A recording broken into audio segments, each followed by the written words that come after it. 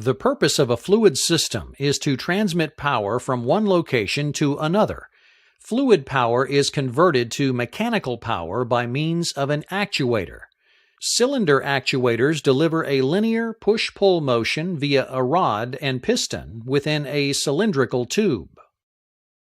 A single-acting cylinder is a cylinder in which the working fluid acts on only one side of the piston. The other side of the cylinder utilizes a mechanical load, springs, compressed air, other cylinders, or the momentum of a flywheel to push the piston back in the other direction. This particular cylinder utilizes a spring on the non-fluid side. A single-acting cylinder produces linear motion in one direction. When a control valve directs fluid through the inlet port into the blind end, pressure builds up and generates a force on the piston. When the pressure buildup is large enough, the piston begins to move, extending the rod. This is called the forward stroke. When a control valve directs fluid out of the port, the fluid pressure is removed. The force of the spring pushes against the piston in the other direction, and the rod returns to the cylinder. This is called the retraction stroke.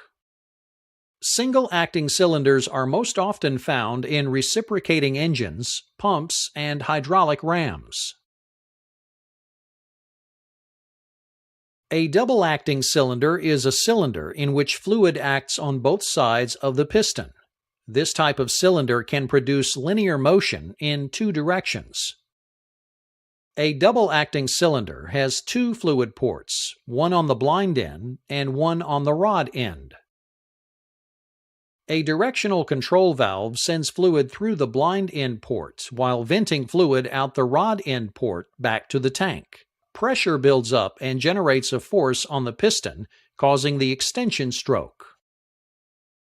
When the directional control valve is shifted, it sends fluid into the rod end port, out of the blind end port, and back to the tank. Pressure builds up and generates a force on the other side of the piston, causing the retraction stroke.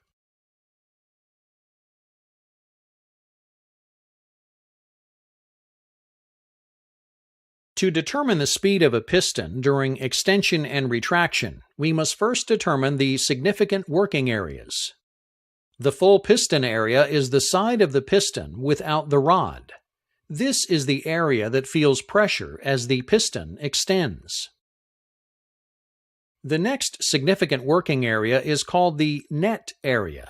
This area is the size of the full piston area minus the area of the rod.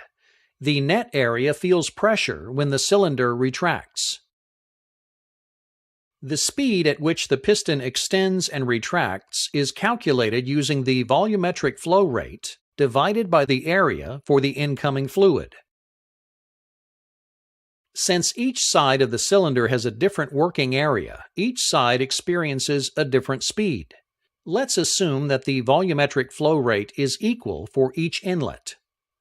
Because the rod takes up space within the cylinder, less fluid is required to fill that side.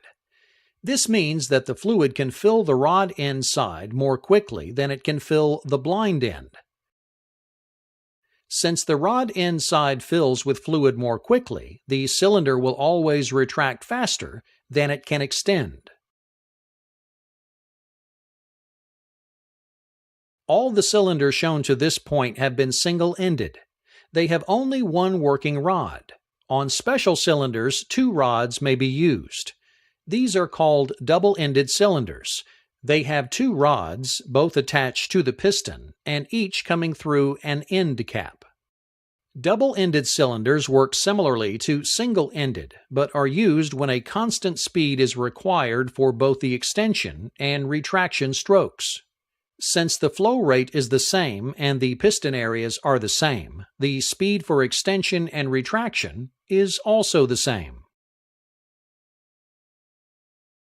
Due to their simple design, cylinders are used more often than any other type of actuator for industrial applications. Although their motion is linear, it can be converted to rotary motion by levers, racks, and pinions, or other means, making them one of the most versatile types of actuator.